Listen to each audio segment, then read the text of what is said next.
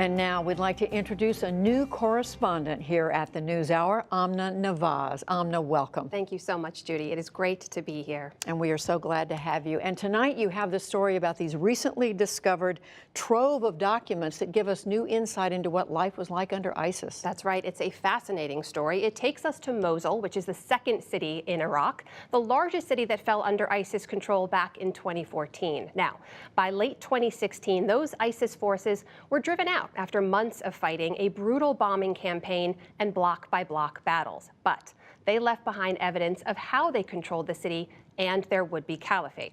This came in the form of thousands of documents detailing everything from how residents were punished to how taxes were levied. The story comes to us from Rukmini Callimachi, a reporter with the New York Times, and I asked her earlier what these documents reveal about how ISIS controlled so much land and so many people for so long. I think the biggest revelation that you see in these documents is it helps us answer the question of the group's longevity. Exactly how you put it. Why did they stay in power for so long? I think that our listeners have probably heard of the theory that ISIS was financed by black market oil sales.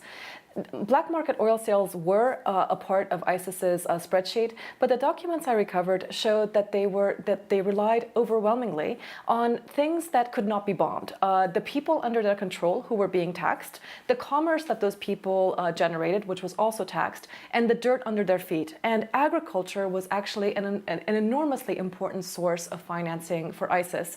The spreadsheets that I recovered included the daily gross revenue sheets for the Islamic State, and it showed that weeks and weeks after the start of the military operation to take back Mosul, the group was making literally millions off of things like the sale of flour, the sale of barley and wheat, sheep's milk, the most boring things possible, which are, of course, the very things that you cannot bomb. There's no clear way to bomb a barley field or a flock of sheep without completely ruining the landscape of northern Iraq.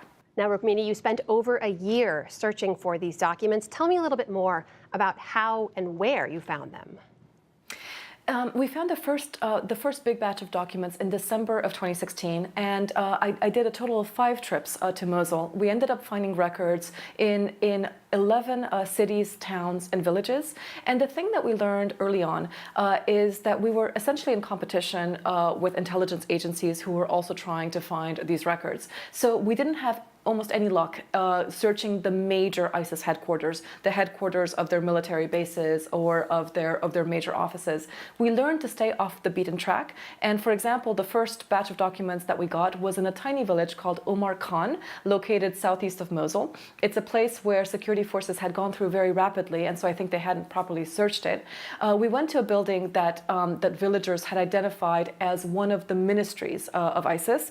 Inside the actual building, we found nothing. On the way out, I stopped at what I thought was an outhouse before we were about to get into the car, and it was in this outhouse, which was not an outhouse, that we found hundreds and hundreds of documents. I want to ask you about one specific story that you highlighted in there. It's a story of a man named Mahmoud Ismail Salim. He's an agriculture department employee there. He basically signed off on ISIS orders to seize land from targeted groups. I'm curious what you heard on the ground there about why people in Mosul decided to stay and basically help facilitate the ISIS regime.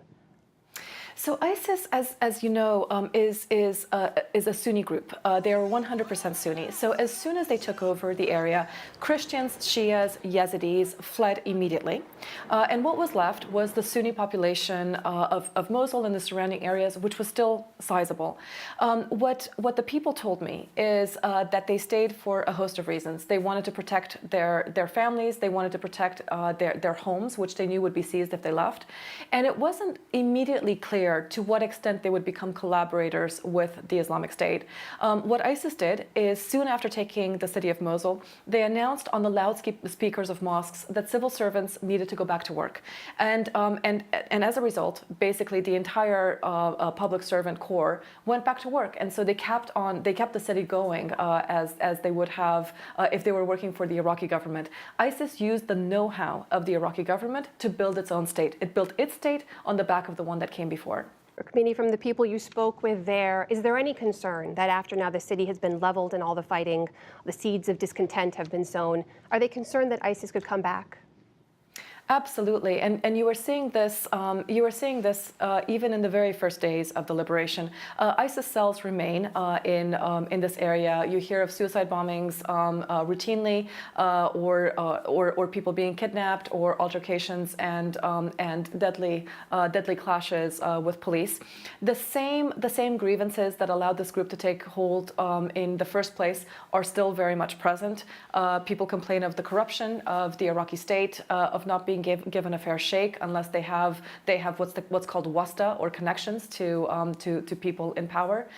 So all of that remains. And the thing that was actually the most frightening, I think, to read in these documents and to see through interviews that I did with people is how good ISIS was at governing. We don't often talk about this, but the streets were cleaner under ISIS than under the Iraqi government. The sewers were less likely to overflow. This is what people told us.